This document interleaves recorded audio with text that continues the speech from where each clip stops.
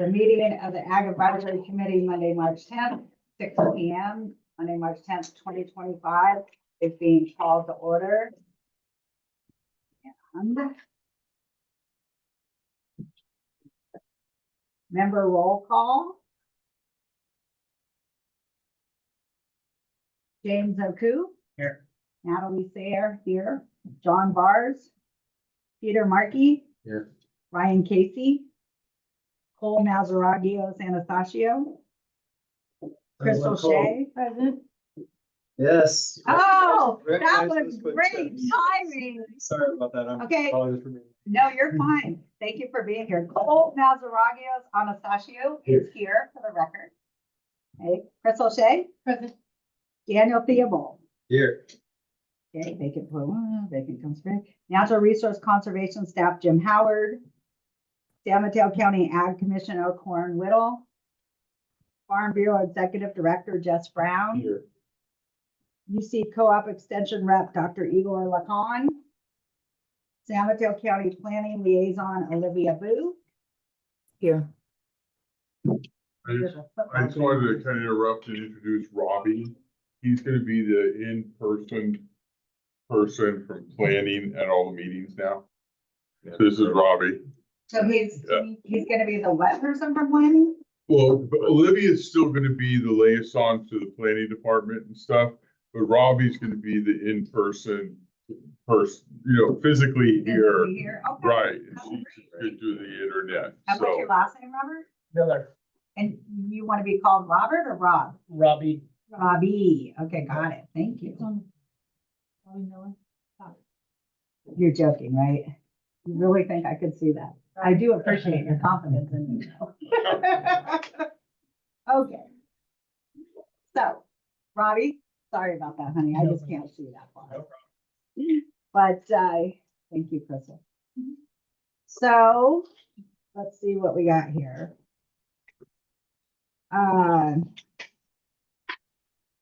Start with oral communications to allow the public to address the committee on any matter not on the agenda. If your subject is not on the agenda, the chair will recognize you at this time for the public. Any public on the screen? No one. Okay, any public present? No. Okay, number 4, committee member updates and or questions to allow committee members to share news and or concerns for items not on the agenda.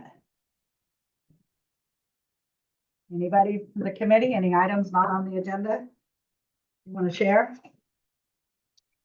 Okay. James? Natalie, Yes. Eliza's here from the Resource Conservation District. Okay. Here. Did you have something that you wanted to add, Eliza? Her hand's not up. I'll let her ask her. Okay, no. And I believe Brian Malone's from the Resource Center, all Resource. No. District. Well, then it's committee members, but is it okay to call on them? But their hands aren't up though, right? Yeah, well, you were taking attendance. So I just Oh. wanted to be sure they were noted as attending. They're not on the roll call. Oh, Actually, Jim Howard. Oh. I don't think I've ever seen thank that. you though. Probably should be updated. Okay, the chair recognizes James Oku. We don't see it on the agenda. Yeah. Is he going to be our nominated secretary? Robbie? Good job. Very good question. Robbie, are you gonna be the secretary for the committee? We can we could vote. That's all. Yeah, that's not on the agenda this month, so we'll discuss that. We'll discuss that offline. Okay, would you like to agendize that for the next meeting, James? Well, I mean, I wanted to ask if he's comfortable with that kind of thing first. Okay, so James wants to Or know if that's he's comfortable. If why he's he was- comfortable, we can agendize it. If you'd like to. Okay, That's part of the reason. That's right. Here. okay. All right, thank you, Mike. Okay, committee members, updates and or questions. Corin, did you have a report? Sure. Tomorrow, the board, Supervisor Mueller will be, has a proclamation for National Ag Day, which is on March 19th. Last week I sent you all, I mailed and then we emailed out this webinar on rights and responsibilities for immigration issues. And there's actually another one. If you missed it on Friday, there's another one that's coming up. CDFA is promoting this one. So I have a flyer if you guys want to go to it. And then I also brought some copies of the invitation. Oh, yay. Same here. Okay, you have them. Okay, good. Good girl. So, and then we mailed out 100 invitations last week. Yeah. 100 of those invitations out, and I have the list if anyone wants to look at who was sent. I'm very excited. I just think it is. So that's actually all I have right now. Thank you, my dear. Okay. No bird flu updates? No bird flu updates. I think that's a good thing. Yes, it is. Very much Um, so. Yeah. Okay, next, number 5, Planning and Building Department Directors Report for the Planning Liaison, Olivia. Sorry, one moment, let me bring that up. Thank you.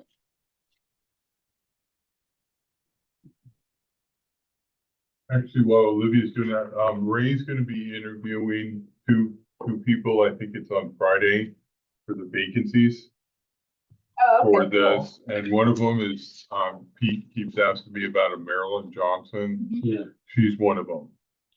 And I know, and then there's a second one, I don't have the applications, but apparently he works for Solano County in the agricultural department and he lives here.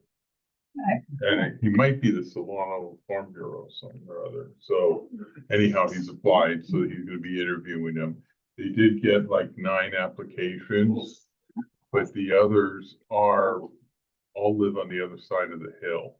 Oh, So is that a requirement that you live in San Mateo County? you have to live in San Mateo County. But And is, I think you have to be a registered voter. and then, but is priority given to people that live on the coast? Or is it the same when no matter where you live in San Mateo County? It's supposed to be wherever you live in San Mateo County, okay? Okay. But I don't think, they're gonna talk to the people. I don't think the people that are over the hill are kind of viable. Are they gonna drive over here once a month for a meeting, So, because we're still there, but Danielle just told me that he has a friend that's applied. Bradford, is it? That applies, that lives on this side, so Ray will probably make an effort to hire or interview him or her. Very nice. Thanks. So you might have a full committee soon. Very nice. Thank you. So Olivia, are you ready? Yeah, so for the director's report, for the period of January 30th to February 26th, there were no new planned agricultural district permits that were heard or considered by the Board of Supervisors or the Planning Commission. There is one planning agricultural permit that was received by the department. That's for, the owner is Fandango LLC, applicant Carrie Burke. Project number is PLN 2025-00050, location 2135 La Honda Road, San Gregorio. And that is for a planned agricultural permit, coastal development permit, and grading permit for a new home. And there is grading involved.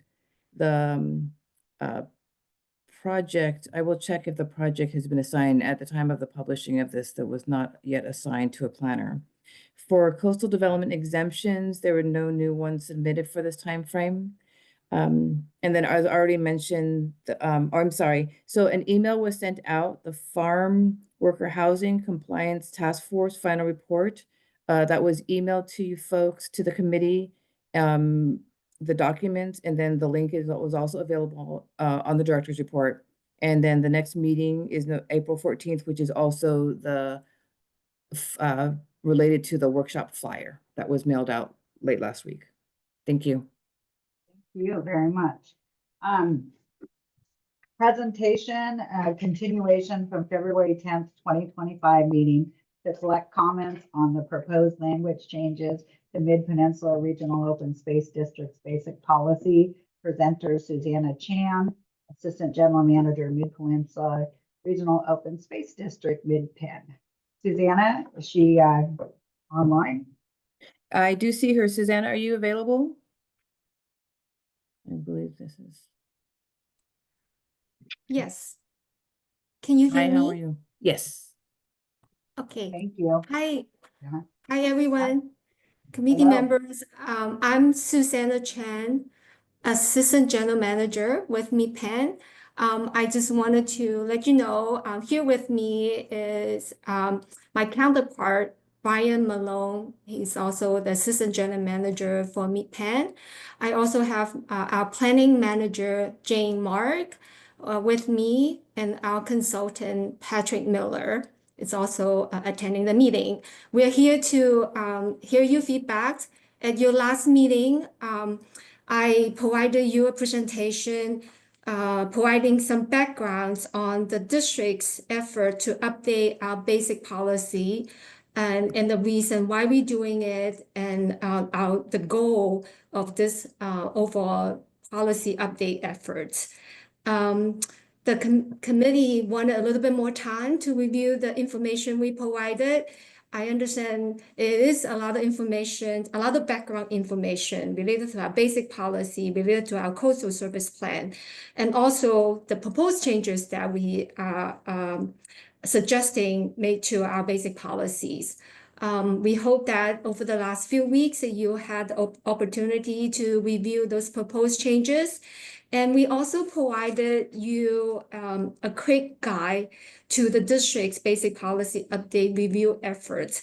Our hope is that that quick guide provides a little bit more clarity on what we are trying to accomplish through this efforts and what the area that we want your feedbacks on.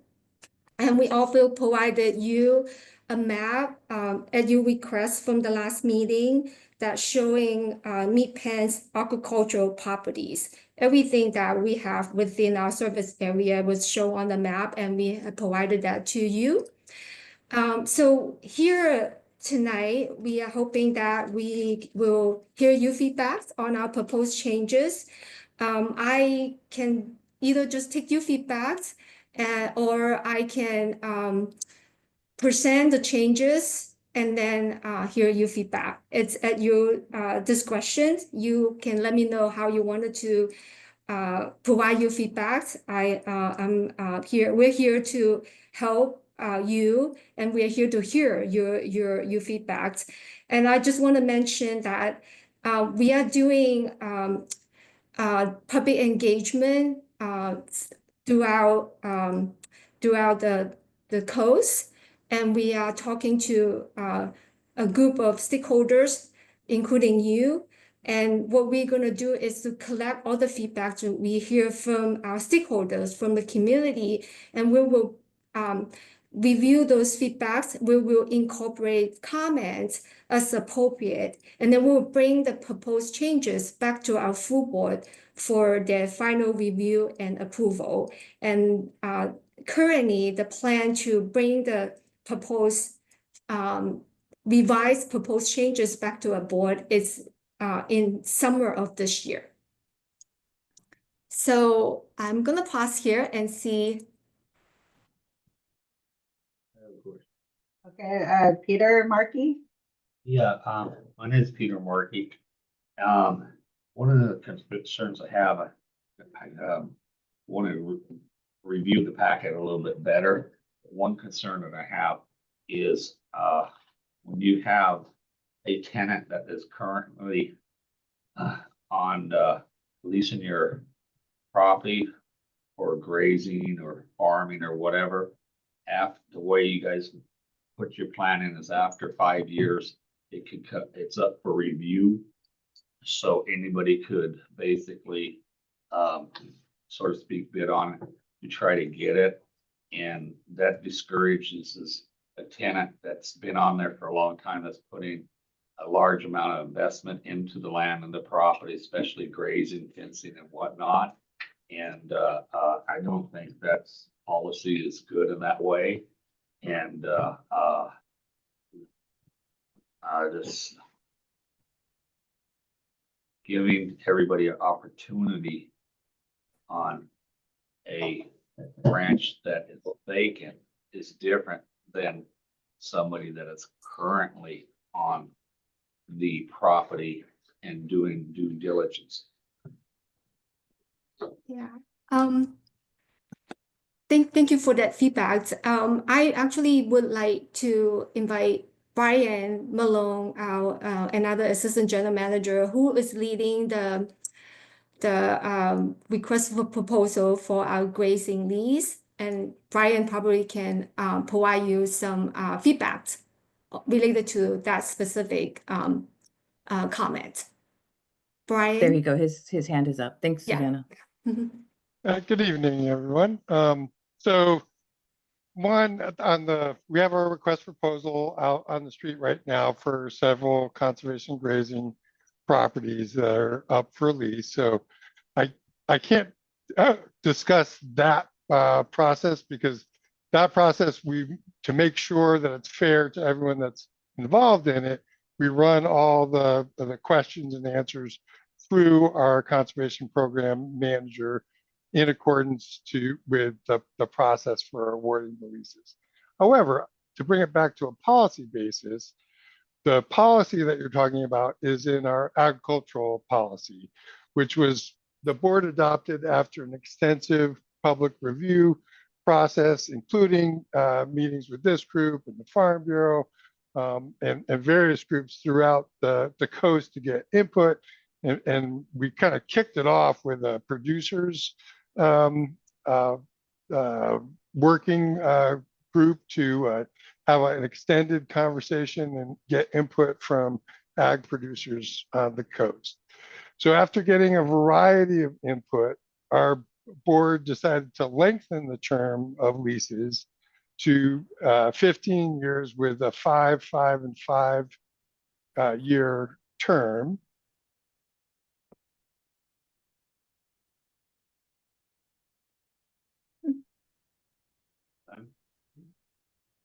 Looks like he got muted. He got disconnected. Uh-oh. Oh, He's still, He are you still dropped there? off. Yeah, no. Okay. Olivia added me as a panelist, and I think that switch kind of just dropped me off for a second there. So I might repeat a couple of things I already said, but The last thing you said was 15 years with a 5, 5, and 5 year term.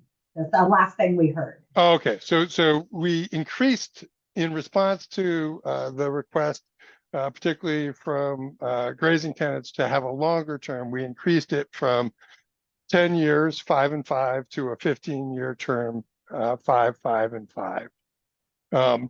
And from a variety of input, there was also interest in making each time a long-term, not with what will be now a 15-year combined term is up for, a new lease. The board did decide to make that a competitive lease to give the opportunity for people that hadn't previously had the opportunity to be involved in the owning and operation of a cattle or ag operation that might lease public lands to have the opportunity to compete for it. And we heard various voices in regards to that. Some asking for more competition and for shorter leases. Some asking, as you might expect, the incumbents asked for longer leases and less competition, and the folks that hadn't had an opportunity or were representing, say, farm workers, asked for more competition. So the board took a balanced tack with that when they adopted our ag policy, which is not part of the review of the general policy that we're going over now. But when the board adopted it, they balanced that out and decided after a long-term lease was up that it would be put out for competition.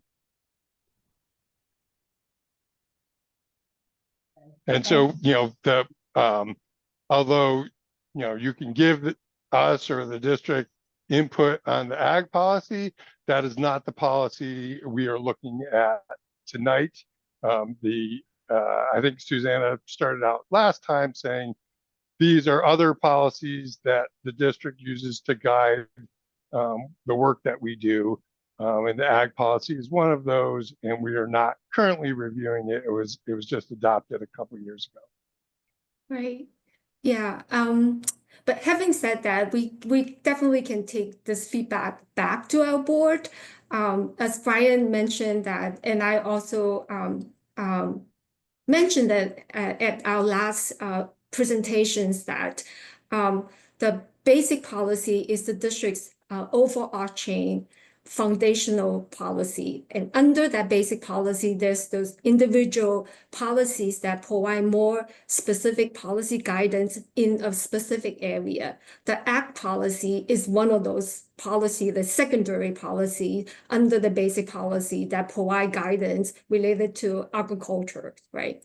So your comments is more related to the ACT policy, which was developed in 2023, that gone through a very robust engagement process. And as Brian mentioned that we received feedbacks from a lot of stakeholders and the board based on those wide range of feedback and make decisions on a set of policy that we are implementing right now. And going through a request for proposal for grazing lease is one of those policies that was included in the ACT policy that was adopted recently.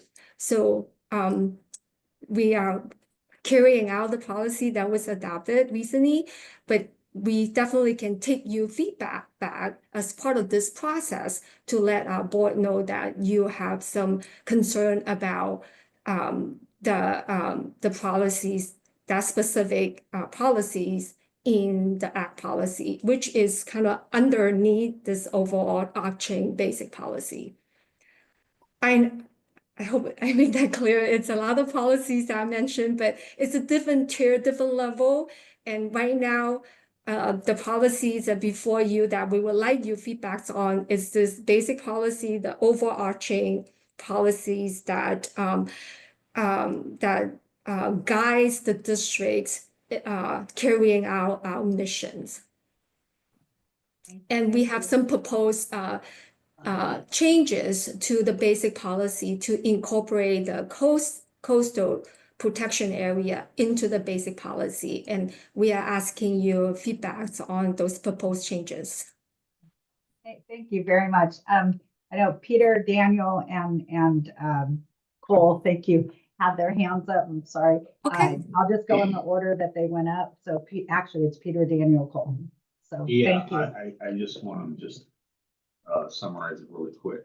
It said on the ag policy 5, 5, and 5 years, and I'm talking about not when the year land is vacant and people are trying to get the lease. I'm talking about if the land is currently occupied by a rancher on your grazing policy. This is if I feel the person or the rancher, as long as they're paying their rent and they're doing everything they're supposed to do in the contract and they're doing a good job, they should be able to have the first chance to stay there. And another thing too is if it goes up for bid for everybody to have a chance upon a vacant tenant, what you're going to happen is you're going to have some loyal coastside people that are going to call the tenant and ask him, are you leaving? And if he says no, and says, well, I'm not going to bid on it because I don't want to force you out. And you're going to have some that are going to not be loyal and they're going to bid on it and don't care if they force them out because they're not going to have any loyalty. And that's going to create a lot of friction amongst the farm community. And the other thing too, that I said every time for probably about 20 years now, every time it came across publicly to speak when it talked about when the district was to put in trails. It says, I always said that the trails and the cattle don't mix. And it said you need to have a fence to separate them. So therefore, even if it's trails on one side of the fence and when the cows graze down one side and then switch over to the other side and then the people on the other side, it's not only that I mentioned in the past. I said not only that they don't mix. I said liability insurance goes real high that's on the rancher, the greater burden on the rancher due to increase of liability insurance once insurance knows that their grazing operation is mixing with the public. And back to coastal protection, one of the other things that I have mentioned in the past and many times is the watershed. I says when you have trails and public accessing the watershed, I says for vegetable crops that have to comply with food safety, it's a liability. Okay, so, thank you, Peter. Daniel? Yeah, Daniel I was just gonna, Peter kind of already covered. I was just gonna say, it seems like for me on that particular topic, and I know we want to move to the others, was just the terms, or maybe not how long the terms are, maybe is not as important, just that if there is an active rancher there, that there's consideration given to that. Pushing somebody off is potentially challenging. So I think as long as that's taken into account in a positive way, then the length of time is less important, I think.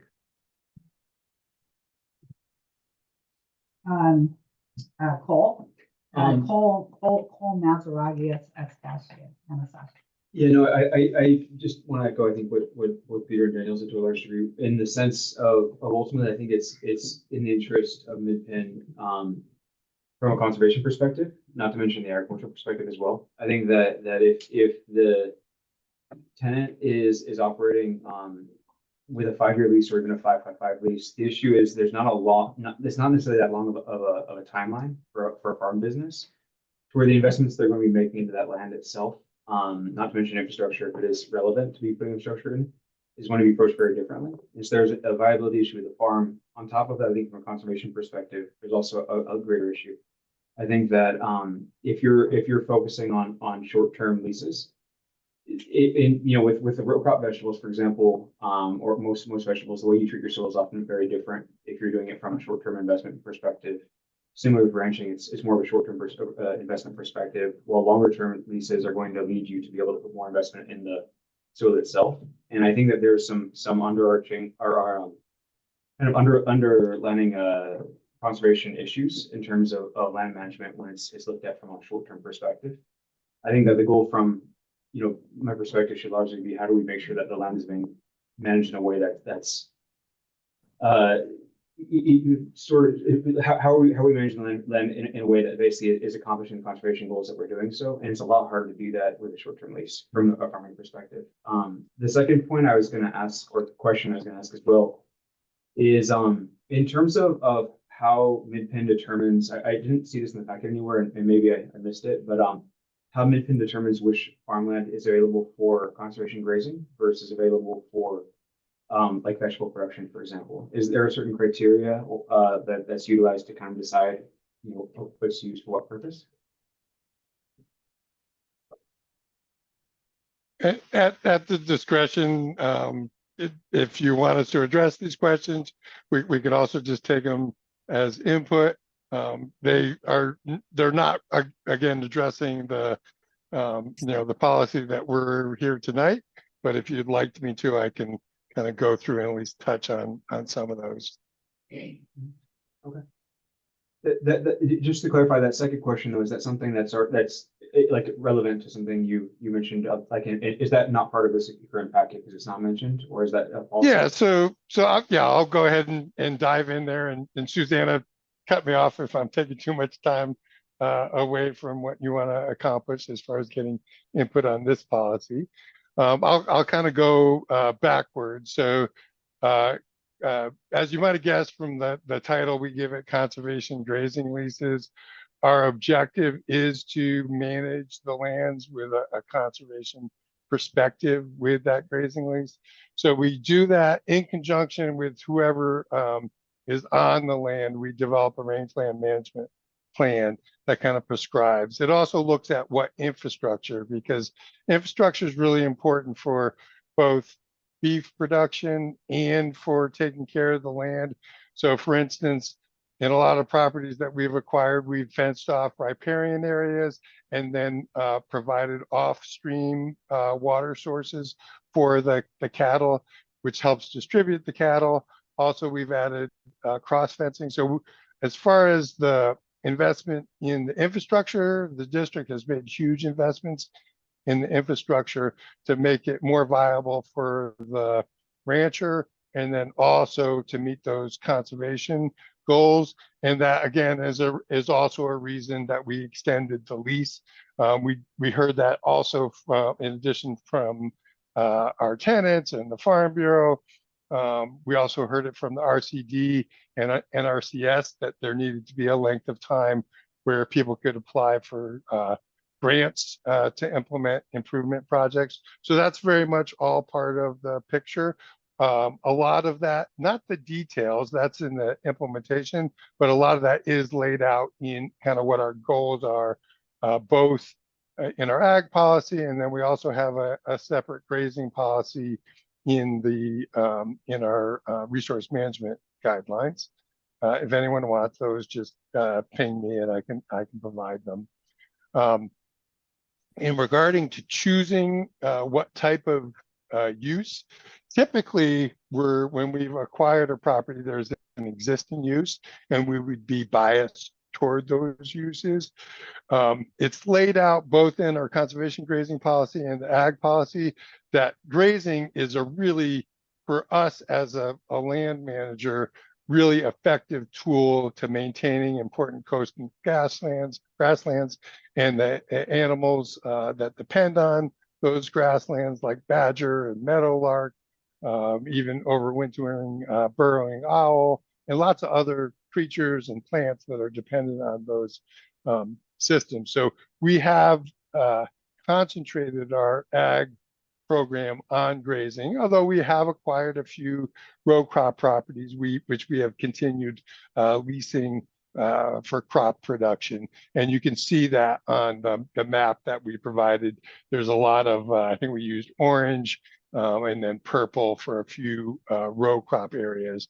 Our preference with row crops, that is part of our mission on the coast, is to help sustainable agricultural uses of the land. But Peninsula Open Space Trust has been effective at acquiring affirmative ag leases.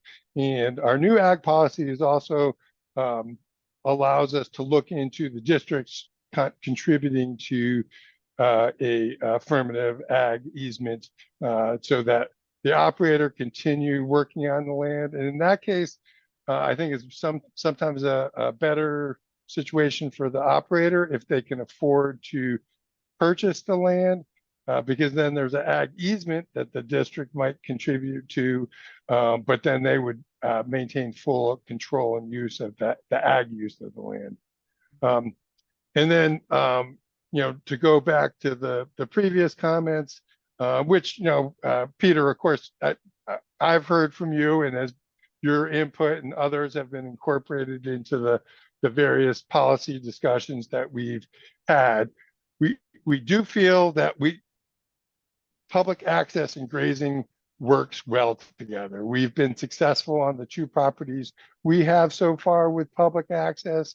There are state laws that provide protection that I've gone over with the Farm Bureau before on private grazing leases on public land that provide protection when the public is allowed on those lands and limits the liability. And then we also have, when we first introduced public access, we did a lot of work talking to our partners at East Bay Regional Parks and Santa Clara County Parks to get information on how they make it work. Probably the biggest thing I learned from that is East Bay allows off-leash dogs And in retrospect, they probably in grazing areas, they wouldn't do that. But they're kind of so bought into it now, and the public expects it, that that's probably not going to go away. But we are being very cautious with any dog use. We do have dog use in one area, and that we make seasonal to avoid calving. And then, as far as food safety, that's definitely a concern of ours as well, and we will always take that into consideration. Whether it's fencing to make sure animals don't get into those areas, or that there's appropriate separation between people and row crops through fencing and so forth. So hopefully that kind of at least responded to some of those questions, and then I'll throw it back to Susanna. And if I can really- ask, Cole, did you have more questions? We actually also have a question from someone online. Carrie Burke has her hand raised. Correct. Is it okay, the chair, to call Carrie Burke at this time? Oh, yeah, I'm done. Thank you for Okay. answering. Carrie? Carrie, go ahead. Yeah, there you go. Good evening, everyone. Carrie Burke. And regarding the policy, on page 10 of the handout on the agricultural and revenue producing use, I believe it's item F. It states, the district supports continued use of viable agricultural land protected for open space as an economic and cultural resource, etc. So my question is, who will determine it's viable? Is that the district? Is that the farmer? Is that Farm Bureau? Is that the county? It's hard because, that's just, without a firm definition of viable agriculture, it just, I don't know if that could be helpful, or in some ways it could be viewed as punitive, to the farmer if somehow they were their land was trying to get it on, getting things going. So I just wanted you to, take a look at that language of how do we determine viable ag in this circumstance.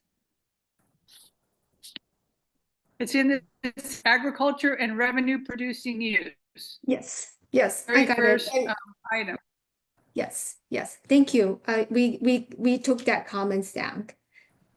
That you comment is to have a better define what viable agriculture means.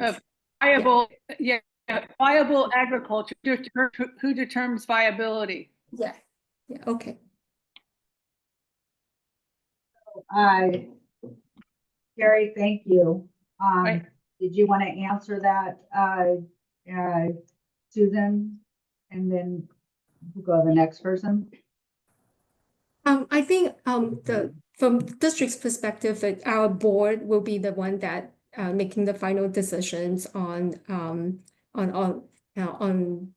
at the policy level, what is viable agricultural land and uses. What criteria does your board use to determine that? Suzanne? And that will be something that we can work on to, after we take this comment back, and then we can look at how we can better define that. Okay, if you could bring that to one of the future meetings, I think it'd be helpful. I think that's an area of particular importance to us on the San Mateo County Coast ag areas.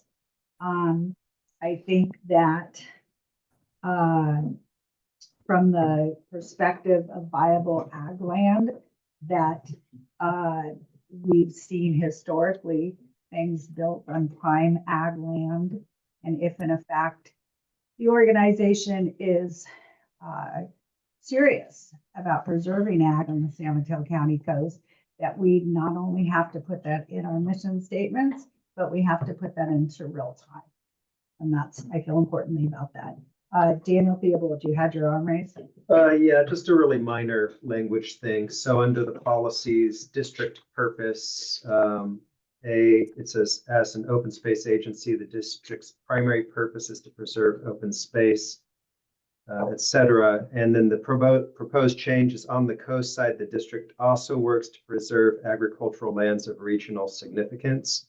Very similar thought here. To me, regional significance is so open to interpretation. I think that it actually is more effective to just leave it off because that's sort of implied already.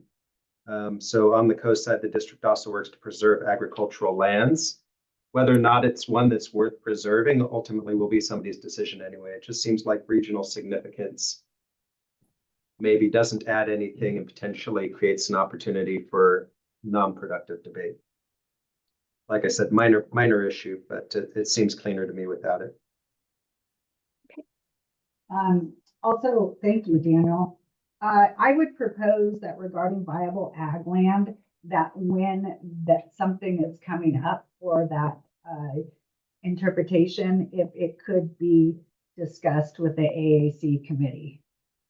Just because, again, sadly, we've seen a lot of talk about preserving ag on the San Mateo County coast, but still things are built on prime ag land. Mitigation properties are thrown to the wayside and not required. And we are losing ag land and agriculture on the San Mateo County coast in just a terrible way. So I would propose that when those items come up, if you'd be interested in working with us to help you to determine what's viable along with the farmer or the property owner. Yeah, and just so you know how it goes now, that's generally, I mean, like I said, if there's an existing use that's, profitable and is, working with the land, what we'll do for grazing properties is do range land management assessment. And that will go through a public review process and get approved by our board, and it'll set, say, it's going to be varies on the season, but it'll set how many cattle, how many head of cattle that land can support. So that's kind of looking at the viability of a grazing operation in that case. And then we've been kind of slower because we haven't really gotten too involved in the row crop area. We do have one ag production plan for our small property on Prisma Creek Road there. But that's what we do for ag property too. And as you all know, water is typically the biggest constraint to see, okay, this is what you can do with this piece of land.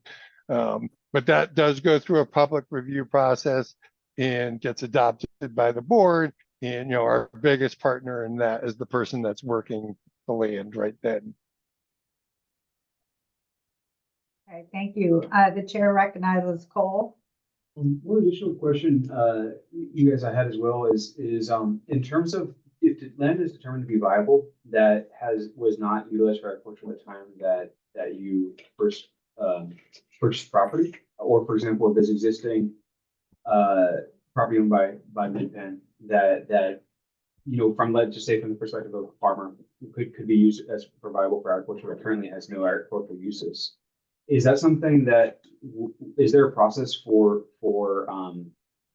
is there a review process that Mid-Penn would do, or some sort of a third-party review process to assess whether there is land that's already owned could be viable, or is this only for future properties that Mid-Penn may purchase?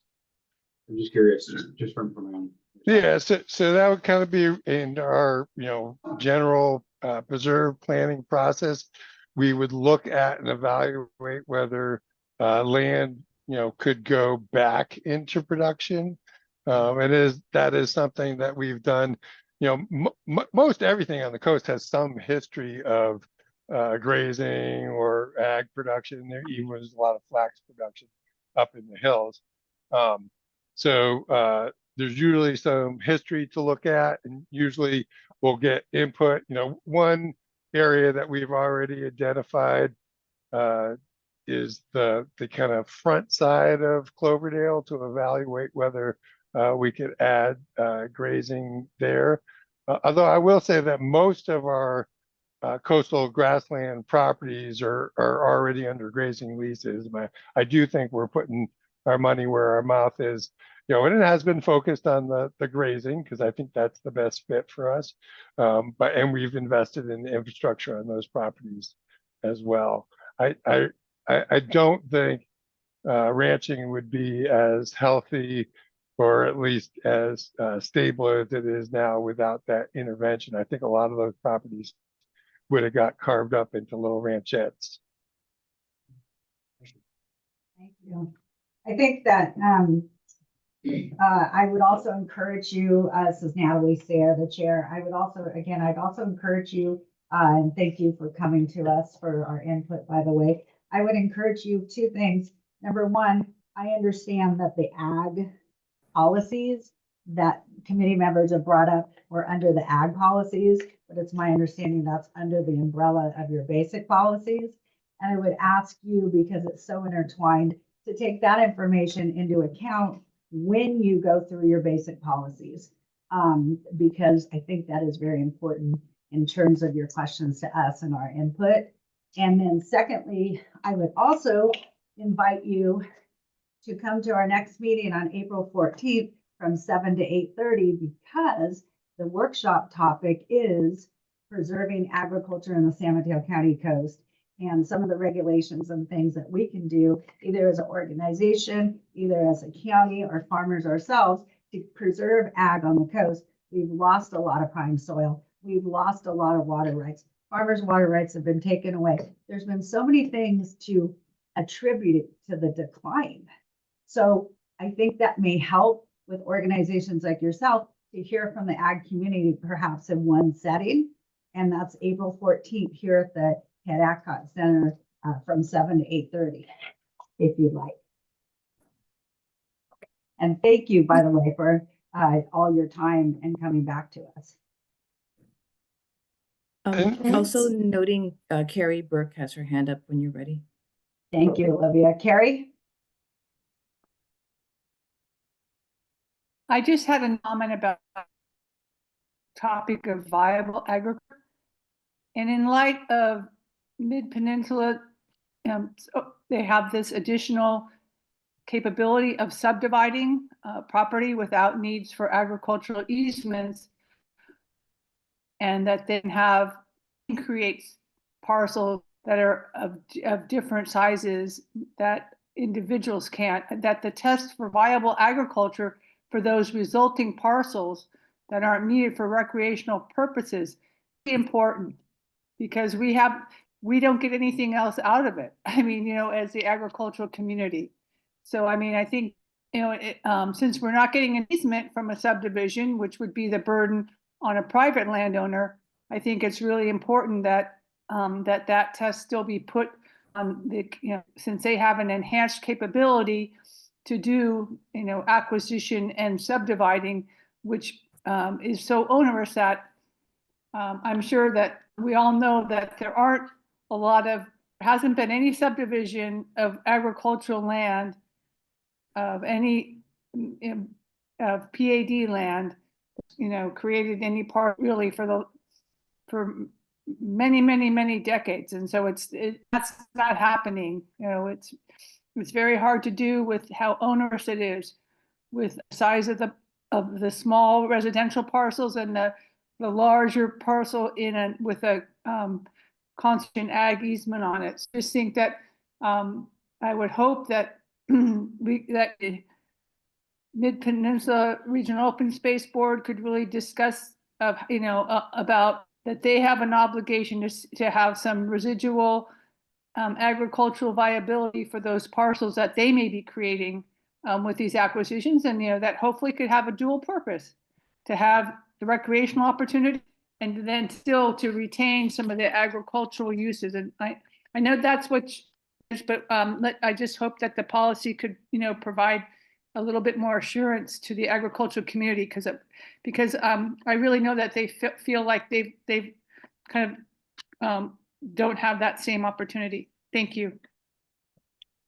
Yeah, and I've heard, you know, people expressing that frustration with the difference. I mean, I will just add the assurance that when we have gone through that division property, it has been to protect ag properties. So as I mentioned earlier, we kind of concentrated on the uplands grazing properties, and we've had several successful projects where we're able to and typically working with Peninsula Open Space Trust, where they would have an easement or ownership of the intensive row crop property run by one operator, and then the district was able to preserve the uplands property and have a grazing lease. It is important to note, and it might have been you, Carrie, I don't remember, a comment that we got at the Farm Bureau was that if a ag producer's viable model depended on both that upland and that the more intensive ag uses, that our ag policy is written now because of that input to not divide those uses if that was important for the viability of that producer. So that is something that we would look at prior to going through a land division process to say, you know, in most of the cases that we've done, it's already been separate viable operations, you know, one for ranching and one for row crops. But that's what we have used that process for, is to preserve agricultural land. Thank you. Daniel Theobald? Yeah, Brian, thank you for that explanation on that. I actually had a similar point to Carrie, but first I just wanted to say I've read through the changes, and by and large, I think they are well thought out, and it seems like improve the quality of the document with respect to preserving ag. So kudos for that. So I wanted to just take Carrie's comment one step further. You know, the world is changing a bit, and ranching and cattle raising is certainly important. I don't want to diminish that at all.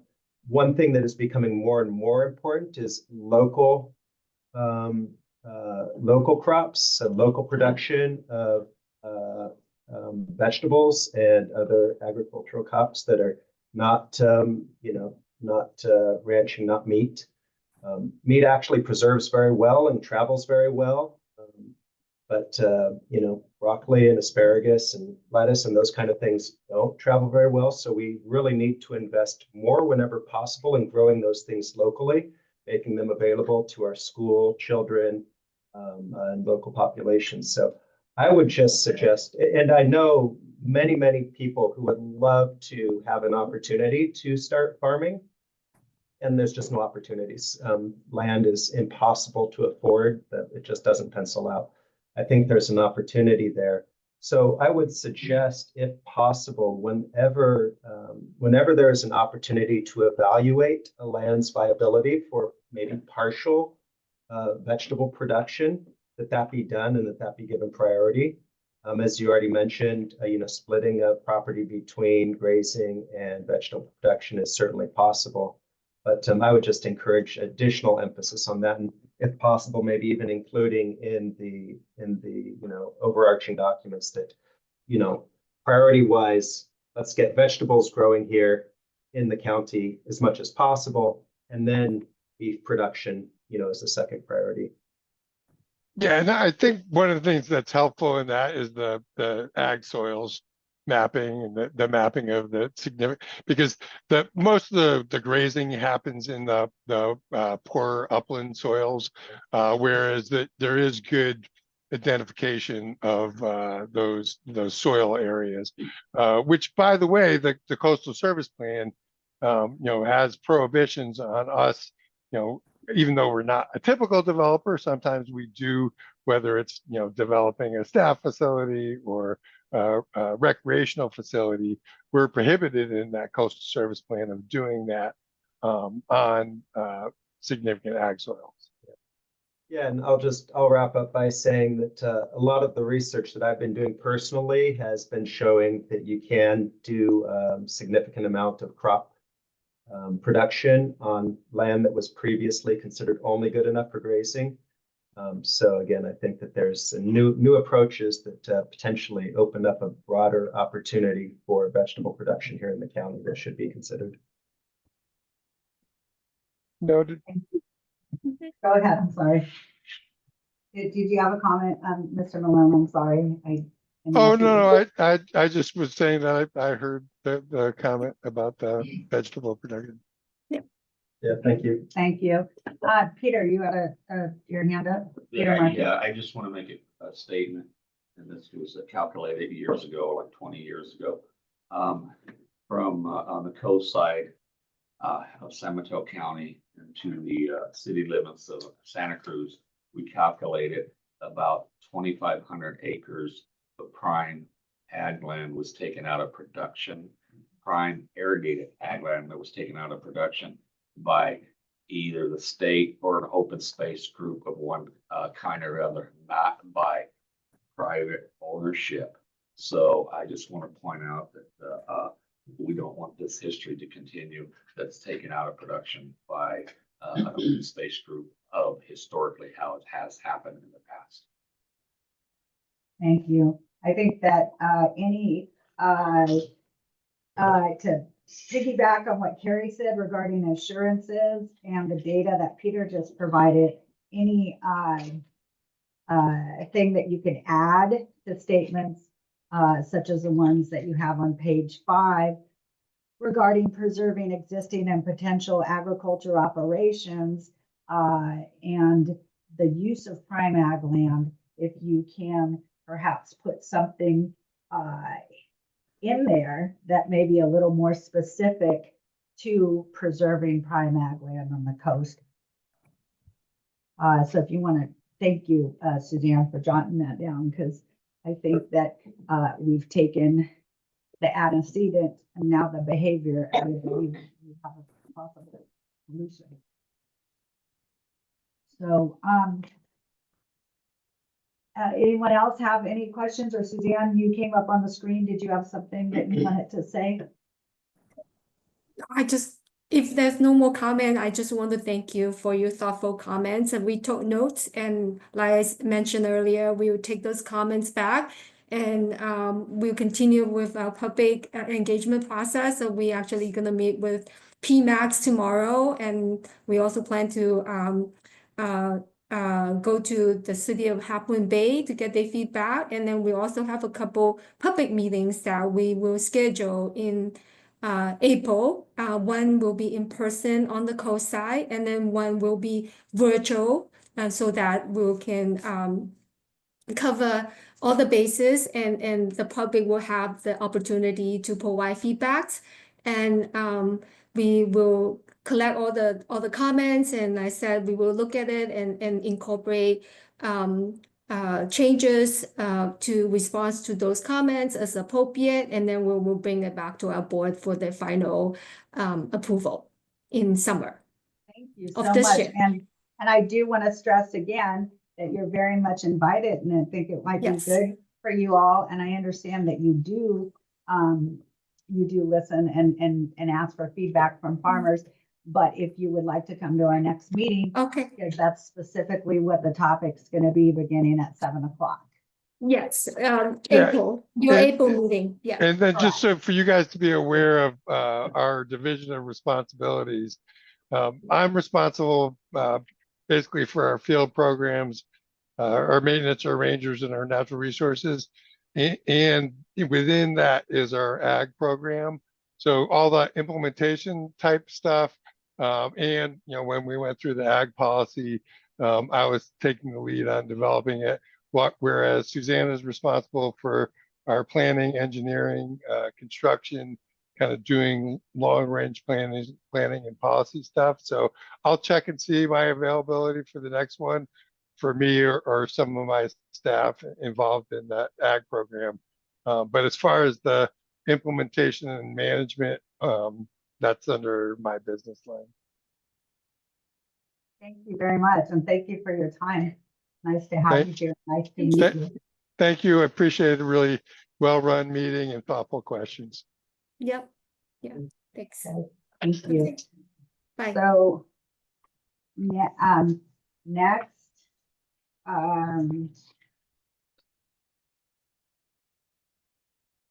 is the,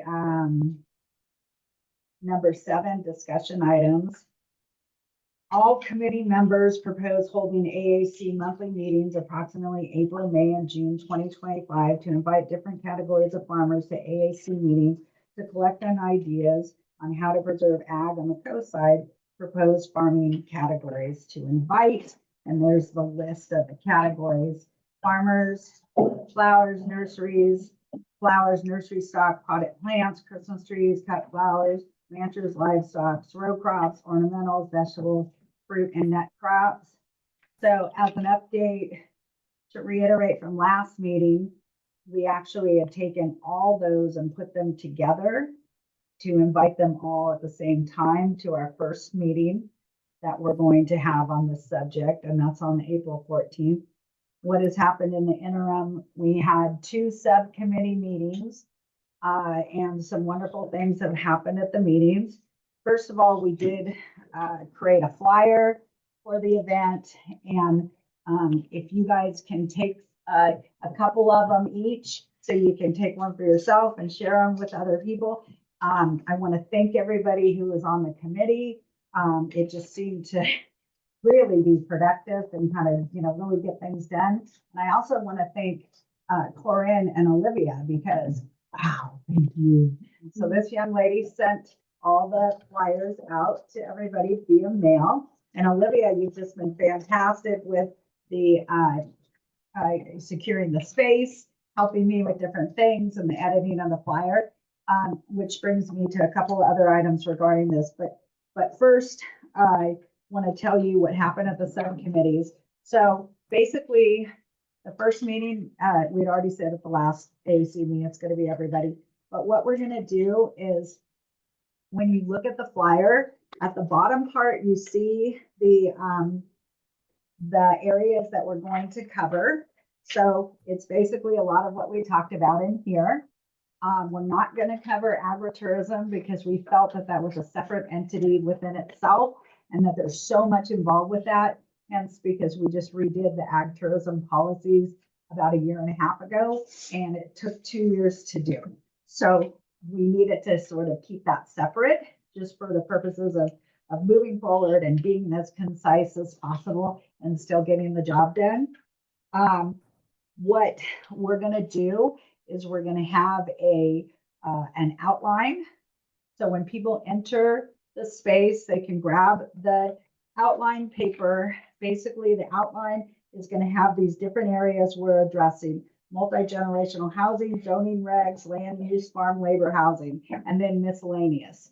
That's going to be up on the board for when me and Crystal are going to, manage that. And then it's also going to be on the outline, so people can take their own notes. On the top of the outline, we're asking people to follow some guidelines. And one of the guidelines is that this is going to be a time for farmers and ranchers and rural property owners to come up with their ideas of things that they believe will help to preserve ag on the San Mateo County coast. But we need to be respectful of the time. So it's not a time to debate the viability of the ideas. We're going to do that at a later date. So, and we'll be writing everything down. Actually, Crystal's going to be doing that. And she's better at that than me. And we're really excited about it. What I'm asking you guys is, if you can, everybody here, if you could each just give this to like 5 people, make a quick copy, 5 people. And then we've got the mailer out, and then we're going to go and give them to as many farmers as we can and ranchers all around, and post it different places. Make a copy, put on your email, and send it out in the email, because we want to get as many people there as possible.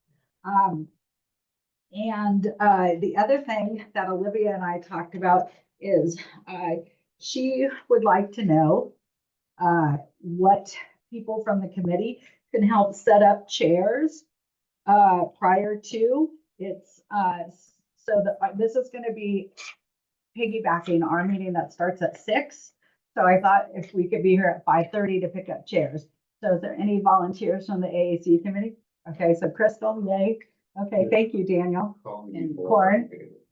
Call Peter and see if he's available. Cole and, thank you, James. Okay, so, and who? I think Mike has his hand. Oh, Mike, did you Yeah. have your hand up? Yeah. All right, thanks, Mike. And then, okay, so Sorry, one more time, what time we should get here for that? 5:30. 5:30, okay. That's what I'm thinking. Okay, I sounds think good. that'll be enough. And you'll time. send out a reminder.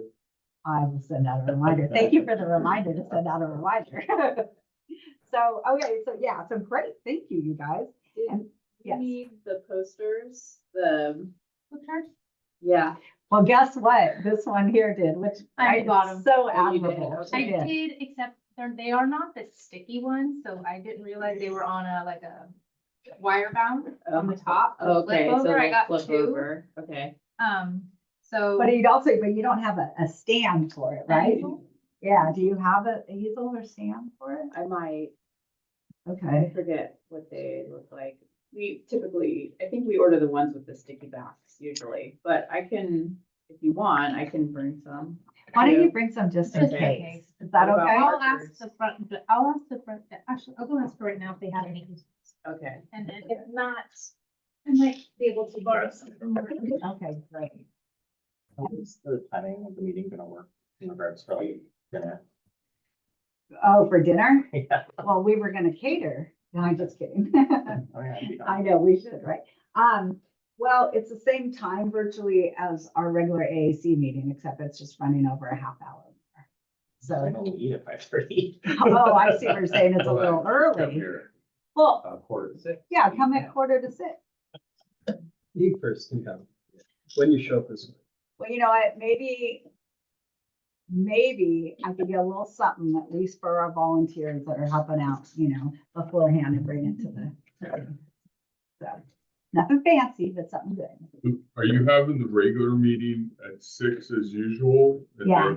Then going into this? Yes, Okay. originally we wanted to have this first and then the meeting, but Olivia said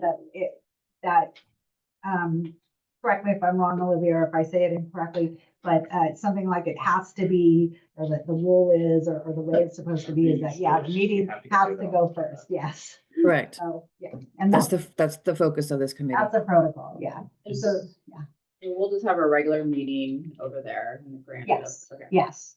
So the regular meeting will be in there. Olivia, you had sent me the chair setup. That's the only thing that I did not get. For some reason, I got it, but it doesn't come up.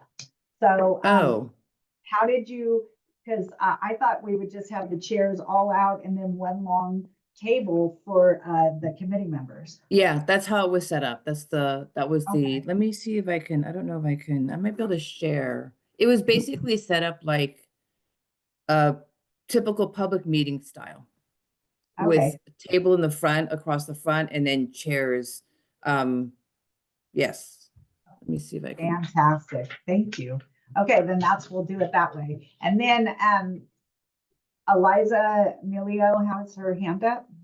Go ahead. Hi, everyone. Can you hear me? Yes. Yeah.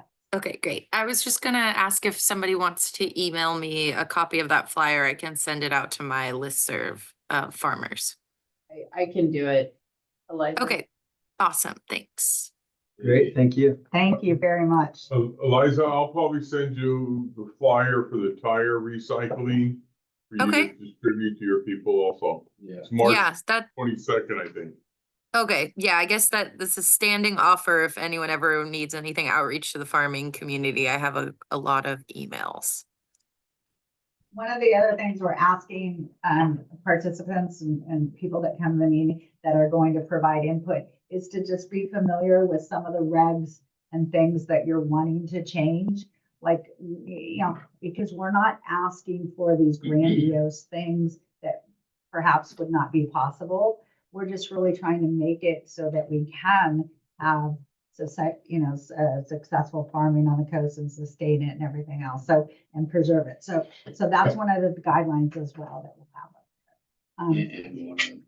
Yeah, James, go ahead, sorry. I was just wondering, Lydia, if there was anything on the agenda for next month that we already kind of know in advance. And I would just like to say that if we do get anything that is going to be on the agenda, that is going to have information for us to read, that everyone please read the information ahead of time so that we can get through it fast, since we'll have half the time than normal. Yeah, I will be finding out also if there's any planning items, but there's nothing right now that I see in terms of other presentations or things like that. So I just need to check on the planning projects. Great. Good thinking. Peter? Yeah, of course, this here, I know it said farmers and all that there, but it also is included to the public regardless if you fall in the category of farmers. So Yeah. It's open to the public, and we also specifically address rural property owners. Okay, the other thing too is That's not really that sure. you to add is, and one of the things that is focused on this brainstorming was that we do not want to make anything more restrictive than what we have. So it's Yeah. trying to help agriculture without restricting it more than what is there. Exactly. Yeah, And- that's. Yeah, one of the and things that we was talked one of the about. things Yeah. that we put on the subcommittee, that we put as one of the 3 guidelines for when the people provide input. And then, of course, there's a basic guidelines, like please be polite, et cetera, and concise, but I don't think we have to write that down. Yeah, because we don't want somebody to come up and say, you can write it down, straight later. Say, just serve that, you might be able to do it all, and no, because you're restricting it heavier than what we have. Right, and that's one of the importance too of kind of knowing what the regs are a little bit now, we are gonna have 2 examples. One of the examples is regarding subdividing land and the San Mateo County coast where it stands now. If you subdivide and you want to build a house, you don't get to put a density credit on the new parcel that you subdivided unless you put a house in farm labor or low to moderate income housing in perpetuity, whereas in Santa Cruz County, it's for 10 years. So we've looked at right across, 45 minutes from Pescadero, it's Adjacent to our county. adjacent to our county. The land is I believe it's pretty similar. So why is the the regulation so different? And I think that those kinds of things, we know what it is, we know what's happening now, and we kind of know what we'd like the solution to be. So that we're kind of coming up with that. So we're not saying anything that's coming from Mars. I want to echo on that. Yeah.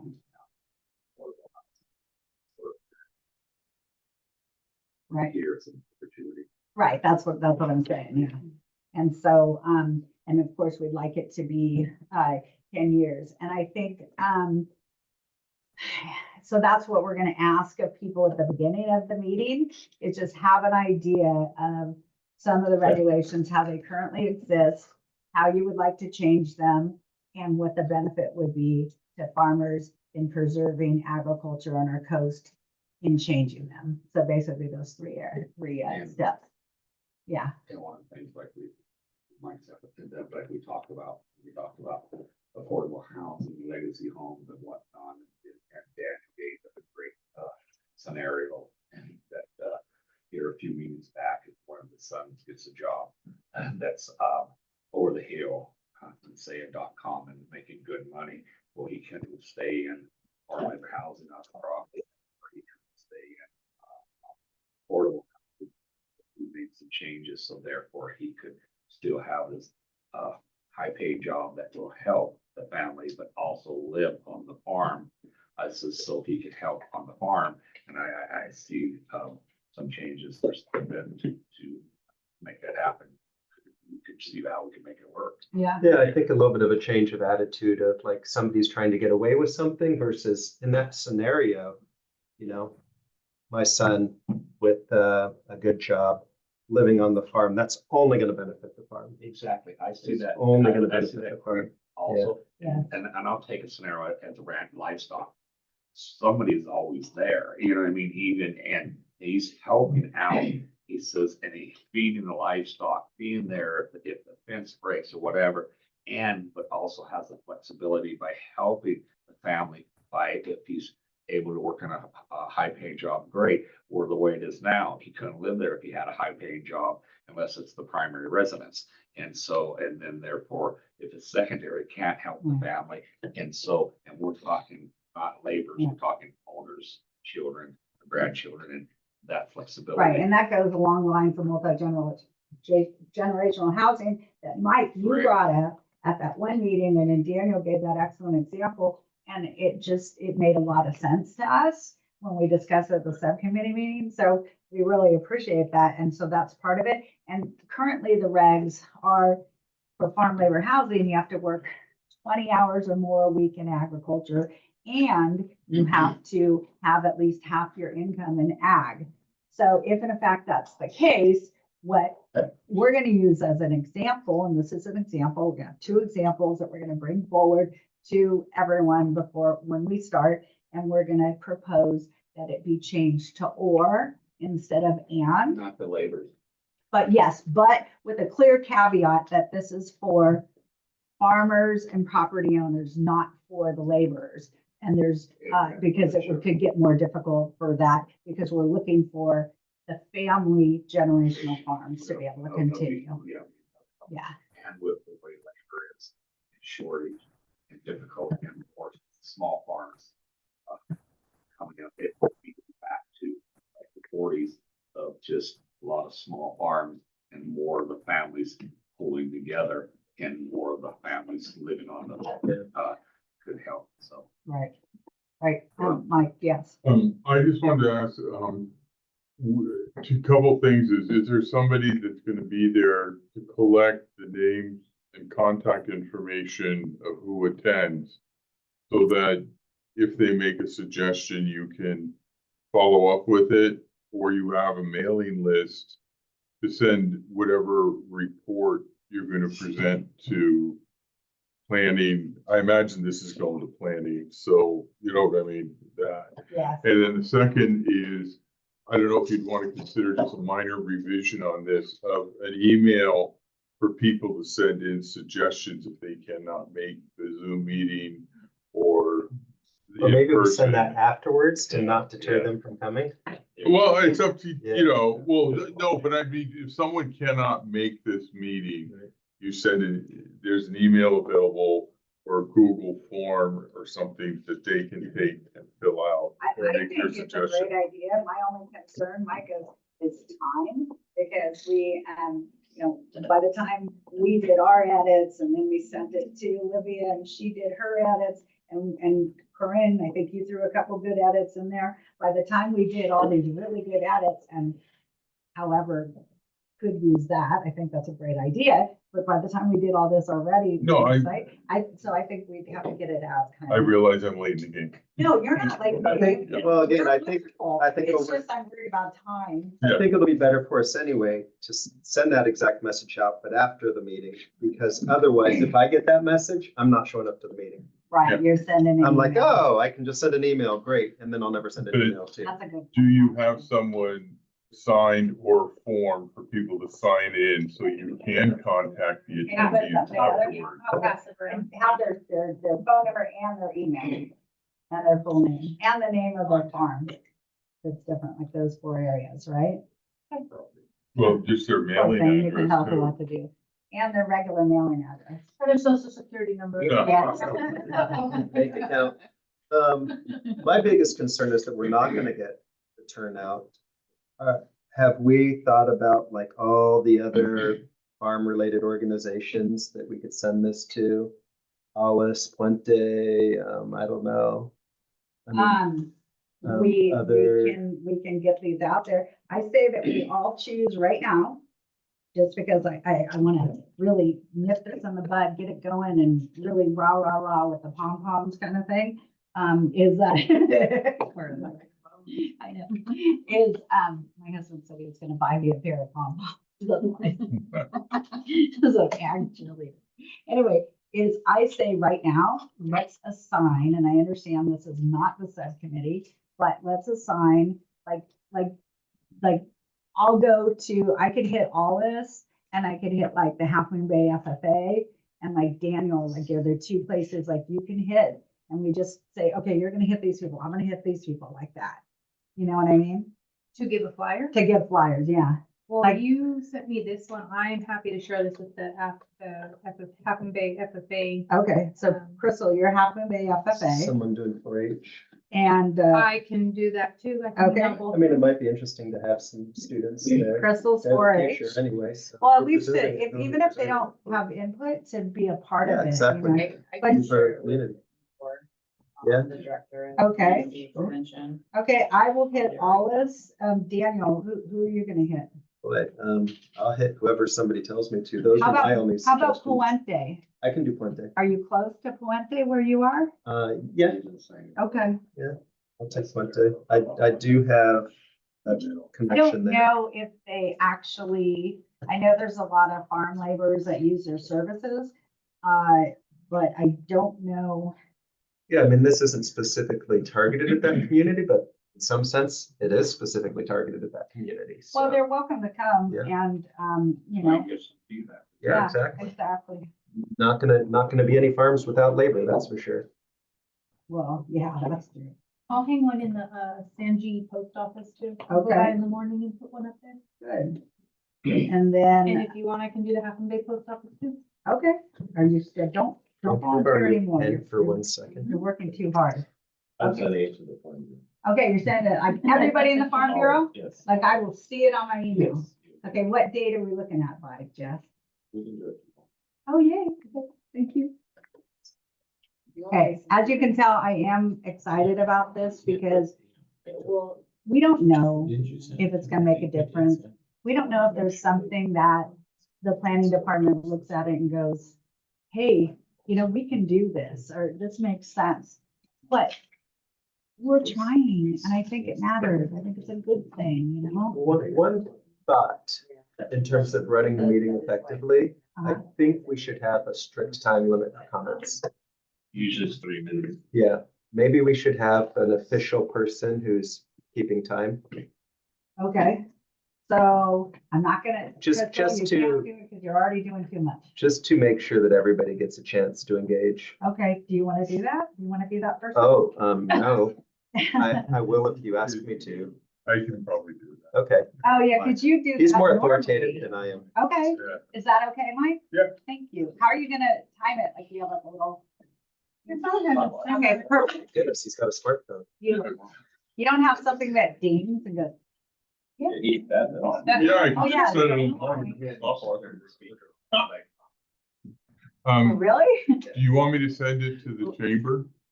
Yeah, why not, right? You never know. Yeah, and Ray should send it out to his list too. Can he do that? Can you guys do that? Send it out. I mean, he had a Oh, no. community meeting. Yeah, well, I can send it out. I'll send it there and we'll see if he can. If they can, they can. If they can't, they can. You know? You can put flyers at the lunch later this month.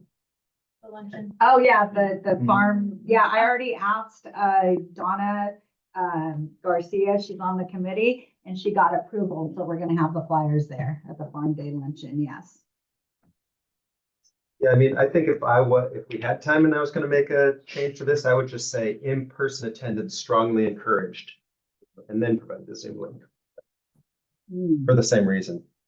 Yeah, Because again, if I saw this, I'm like, oh, there's a Zoom, so. well, a lot of people don't do Zoom too, Yeah. so maybe you'll be, yeah. Go ahead, yeah. You know, one of the things too, housing is that we discussed that, changing not from farm laborers, but farm owners to or is because to lift the low restriction. Besides what I said is also there's a lot of, land that's owned by Post they're selling to the, farmers that has the restriction on it, that it's farm labor only. And therefore, if, owner has it as or, they don't have to, comply is the restriction of and, especially if they get up in age and, they don't want to quite work as much, but still want to keep the farm going. And there's some more flexibility. So then they have a choice of working 20 hours a week or having half of their income Right. be in agriculture. Right, it gives a little flexibility. Exactly. And then one of the things too is Mike, are you able to, I'm sure you are, but be able to help to make it so there's not a, like if somebody has an idea, there's not some big debate about this one idea. Like in other words, it's just boom, boom, boom, like throwing, If we have an official note taker, you can say, okay, we've got this captured, let's move on to Yes. new Yeah. ideas, something like yeah, that. exactly. I'm gonna run it, like I'm running it, I'm running it, I'm pointing to the people. Crystal's I'm an gonna official write note as fast as I taker. can. She's It's gonna gonna write as get fast as messy, she I'm can. sure. Corinne's gonna be taking notes on the laptop. I just know it, right? Mike, you'll be the sergeant at arms. It's so searching an arms, I moved from timekeeper to sergeant. Well, you're both. But Do you have a sidearm? If somebody comes up and talks to me. Your 3 minutes is up. What about like? Is another Yeah. stack. And because there's a lot of I'll things. ask. Clerk in Pacifica uses that. Okay. So Yeah. we'll do that. And then. Is there gonna be yeah. a screen over there? Is there a TV or a screen? I mean, Olivia, if there's gonna be Zoom. is there'll there need gonna to be a right? screen for the Zoom? Yeah, we're gonna try that. That's why we have to go and test. There's this, Mike, I'm thinking about, utilizing the screen at your office if you still have it available. Oh, yeah, no, it's just sitting in the car. Okay, I'll bring Yeah. a screen and then we need a projector to put it on there so they'd actually see the time, you know. All right, the question is, Can I leave you in charge of that? I'll try to figure something out. Okay, thanks. I'm so bright, my mother called me son. I know. I know. The question, does someone have a connection with Half Moon Bay Feed and Supply? Because they would probably have a mailing list, wouldn't they, of farmers? That's a good point. I don't have any connection there. You mean Half Moon Bay Feed and Fuel? Yeah. The farmers. I already have enough. No, you do have enough on your plate. I could stop by Wow. there. I don't have any connection, that's why I'm. Okay. Yeah, okay, I could I mean, I stop am by. driving by. Could be. If I'm going to post office. Should definitely at least put a flyer up. I will, I'll do that. I'll Okay. feed and fuel tomorrow as well. All right, and then you'll give ask Robin if she could put our email list? Or do you want me to go by and ask her? I can ask her about an email. Okay, cool, thank you. And then And one of, yes, even if through all this work, even if we come out with one good idea that works really well, that we come up with, it's worth it. oh, yeah. Yeah. And even if, God forbid, and I say God forbid strongly, but even if one doesn't get adopted, we're getting an idea of how people feel and what can be done, because maybe it'll It's get still adopted worth it. next year, or, You're know? trying. Yeah, Well, but and I really hope that some of it gets adopted. Yeah. Well, and I think that's why it's so important that we do our best to make sure to run this meeting as a positive experience for Oh, everybody. absolutely. Because there've been so many times when we get together as a farming community, and I know a lot of people leave feeling disenfranchised. And that's the opposite of what we want. So I think we need to really try to make this, even if we don't have any positive outcomes, other than the fact that we all got together and left with a good feeling, I think that'll be a great positive outcome. Okay, so yeah, I agree. We need it. We need to err on the side of good, share your ideas. Let's not debate and tell each other why those are stupid Absolutely. ideas. And let's make it, we're doing this to make a difference. Yeah. And we're doing it to keep ag here, So, yeah, We pretty much covered everything. we did. Okay, So, we could adjourn. do you want to adjourn? Does everyone want to adjourn? Second, You want to stay here for a I while? make a motion to adjourn the meeting. Okay. Daniel, you second it? second. Okay, the meeting's adjourned at 7:34 p.m.